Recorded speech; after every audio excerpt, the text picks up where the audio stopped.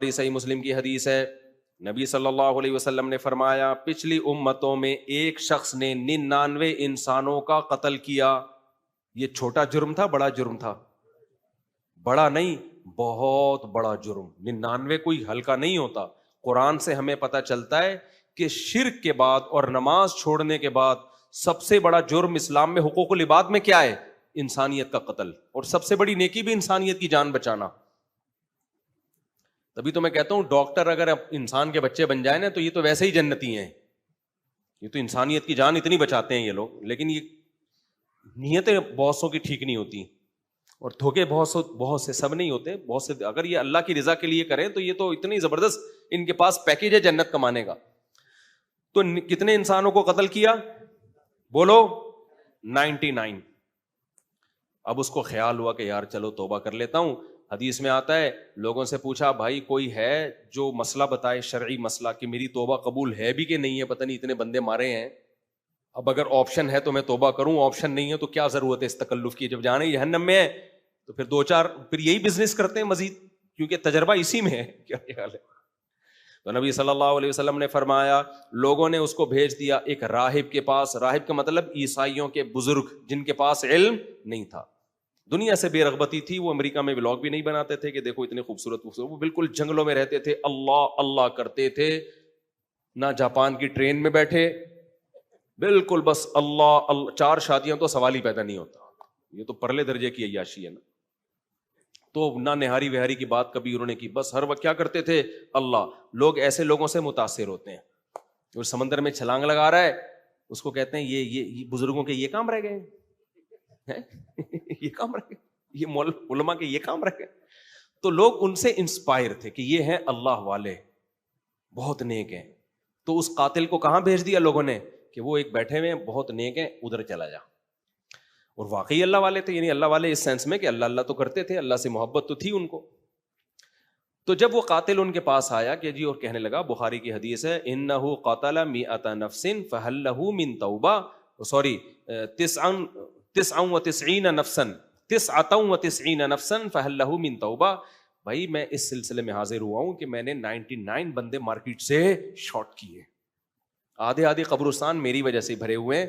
لیکن اگر میں آج انسان کا بچہ بنوں، توبہ کروں، تو کیا میری توبہ قبول ہوگی؟ اب وہی بات آ گئی کس کی؟ بے جا غیرت. وہی نہیں بے پردہ لڑکیاں بیٹھی ہوئی، انہیں بیان ہو رہا ہے تم سب کیا ہو؟ بے پردہ عورتیں سب. ان کو یہ نہیں کہا کہ تم بے غیرت ہو، وہ یوں کہہ رہے ہیں بے پردہ عورتیں ساری بے غیرت ہوتی ہیں. وہ سب ایک دوسرے کو دیکھ رہی ہیں بھائی ہم کیا ہیں، یہ ہمیں کہہ رہے ہیں. تو وہ غیرت ہی کی بیس پہ کہہ رہے تھے، غیرت ہی کی بیس پہ کہہ رہے تھے نا. وہ مولوی صاحب جو بیان کر رہے ہوں گے اللہ سے محبت ہی کی بیس پہ تو کہہ رہے ہیں، بات بھی غلط نہیں ہے. فی نفسی ہی، فی نفسی کا مطلب کیا ہے؟ پھر کبھی ملیں گے تو بڑھائیں گے. لوگ کہتے ہیں گاڑی اردو استعمال کر رہے ہیں. تو ان بزرگ نے کیا کیا کہ بھائی تو نے 99، ایک نہیں، 2 نہیں، 3 کے بعد آ جاتا، 4 بندے مارنے کے بعد آ جاتا، 5 بندے مارنے کے بعد آ جاتا، 99. تو غیرت میں آ گئے اور کہا لا، اب نہیں ہو سکتا، اب تو اللہ کرے تو جائے جہنم میں. تو اس شخص نے بولا کہ جب 99 مار ہی دیے اور جانا جہنم میں ہی ہے تو پھر سینچری پوری کر کے جاؤ نا. جب جہنم میں قاتلوں سے ملاقات ہوگی کہ تو کس سلسلے میں آیا، پہلے میں 10 بندے مارے، وہ کہیں گے 15. تو جب میں بتاؤں گا سینچری تو کچھ تو عزت تو ہوگی نا وہاں پہ. کیا کہتے ہیں جہنمیوں میں تو ہوگی چلو یار کچھ کر کے آیا ہے. تو اس نے کہا میں نے 100 بندے مارکیٹ سے شارٹ کیے، اور سوری اس نے کہا میں نے 99. تو انہوں نے کہا اتنے ایک میں نہیں ہوتی توبہ غیرت میں. تو وہ کیا کیا ہے؟ فقتلہ. اس نے کہا پھر تجھے بھی ماروں گا میں، پورے 100 بندے مارکیٹ سے مار کے جاؤں گا میں مارکیٹ میں. تو راہب کی بھی گردن اڑا دی اس نے. سمجھتے ہو گیا نہیں سمجھتے؟ حالانکہ راہب یہ جلد بازی کا فیصلہ تھا یا نہیں تھا؟ بھائی آپ کو ایک دم غصہ آ گیا قاتل پر، جذبات، یہی ہوا نا، جذبات ہو گئے نا ان کے، یار یہ انسان کا بچہ ہے. تو تھوڑا سا سوچ لیتے کہ یہ غصہ اس وقت بنتا تھا جب یہ قتل کر رہا تھا اور آپ کو پتا تھا اس کا توبہ کرنے کا موڈ نہیں ہے. اب جب آیا ہے پولیس پکڑ کے نہیں لائی ہے اس کو، یا تو پولیس گرفتار کر کے لاتی تو بھی آپ کہتے اب تو گیڑیاں ڈلی ہوئی ہیں نا. خود آیا ہے چل کے، اس کا مطلب یہ انسان کا بچہ بننا چاہ رہا ہے. اور یہ بھی سوچ لیتے کہ جس نے 99 مارے ہیں اس کے لیے ایک اور بندہ مارنا کون سا مشکل کام ہے؟ تو اس سے پتا چلتا ہے بھائی صرف تقویٰ سب کچھ نہیں ہوتا. اگر مذہبی لوگوں میں صرف تقویٰ ہو, بردباری نہ ہو, پراپر نالج نہ ہو, تو مذہبی اسکالر ہی فتنہ کا سبب بن جاتا ہے. پھر جو آج کل بہت کثرت سے ہو رہا ہے, جتنے فرقے بنے ہیں, یہ دے دنادن کفر کے فتوے, یہ سارے مذہبی اسکالرز ہی کے تو بنائے ہوئے ہیں.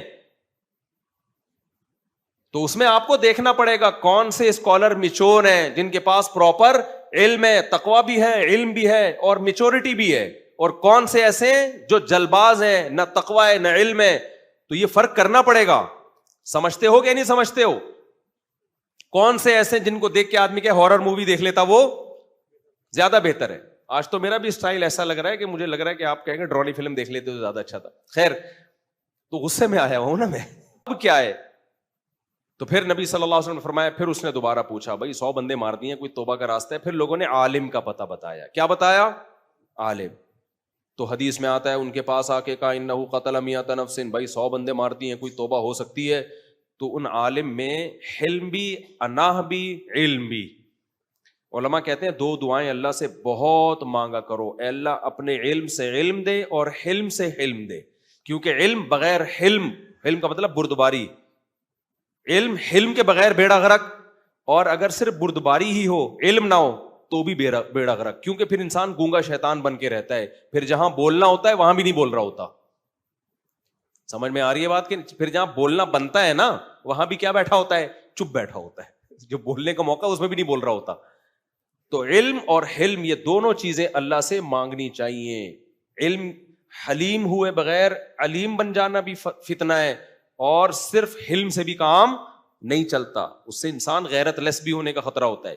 تو نبی صلی اللہ علیہ وسلم نے فرمایا, اس نے کہا یا رسول, وہ ان عالم سے پوچھا میری توبہ قبول ہوگی؟ اب ان میں علم بھی تھا اور میچورٹی بھی. انہوں نے کیا کہا؟ بھائی توبہ قبول ہوگی.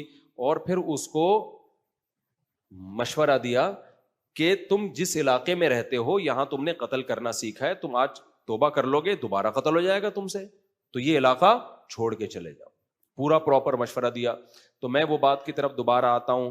اللہ تعالیٰ فرماتے ہیں ان الانسان خلق ہلوعا, انسان جلب